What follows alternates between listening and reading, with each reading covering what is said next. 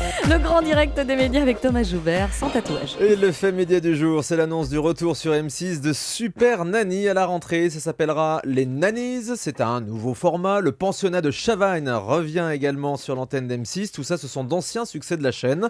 Alors après une saison en demi-teinte, on va dire, on va se demander ce matin si M6 n'est pas un petit peu en panne d'idées neuves. On voit ça ce matin avec Thomas Hill, notre expert média. Bonjour Thomas. Bonjour à tous. Et c'est vrai donc à la rentrée M6, ça va pas proposer beaucoup d'innovations. Oui, on risque d'avoir une petite impression de déjà-vu. Pour ceux qui ne s'en souviennent pas, l'idée du pensionnat de Chavagne, c'était de plonger des élèves un petit peu turbulents dans une école des années 50. C'est né il y a presque 10 ans maintenant. Et la première saison, ça avait été un carton d'audience. Ça avait fait 5 200 000 téléspectateurs. Ensuite, la saison 2, le pensionnat de Sarlat, cette fois-ci, était tombé à 3,5 millions, dont du coup l'arrêt du programme. Est-ce que aujourd'hui, les téléspectateurs ont vraiment envie de revoir cette expérience ? M6 fait le pari que oui. Ils pensent qu'avec l'addiction des jeunes aux réseaux sociaux, il y a de nouveaux ressorts qui peuvent intéresser le public. Oui, ça, les participants seront privés de portable, de Twitter, Voilà, de Facebook et de tout ce genre de réseaux sociaux, effectivement, dans la nouvelle version de l'émission. On verra ça. Par contre, alors Super Nanny, là, c'est vraiment toujours les mêmes ressorts.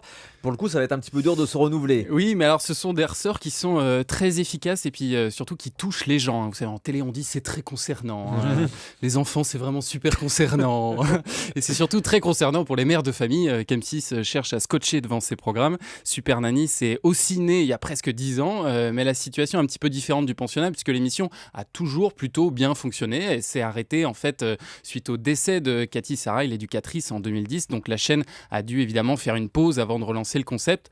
Mais d'ailleurs, c'est pas exactement Super Nanny en fait qu'ils vont relancer, mais un ersatz anglais, puisque le format original de Super Nanny a été acheté par NT1, piqué par le groupe donc TF1. C'est d'ailleurs ce qui a dû motiver M6 à vite réagir pour marquer le terrain et éviter qu'une fois de plus, après Nouvelle Star et Popstar, l'une de ses marques fortes se retrouve sur la TNT. Mais pourquoi M6 fait revivre de vieux concepts plutôt que d'en lancer des nouveaux qui seraient peut-être un petit peu plus dans l'air du temps ? Parce que c'est dans les vieux pots qu'on fait les meilleures soupes, ma bonne dame. Voilà. Non mais sérieusement, ce serait pas la première fois qu'un concept aurait une seconde jeunesse. Après, c'est sûr que ça colle pas vraiment avec l'image qu'a toujours voulu se donner M6 d'une chaîne extrêmement innovante.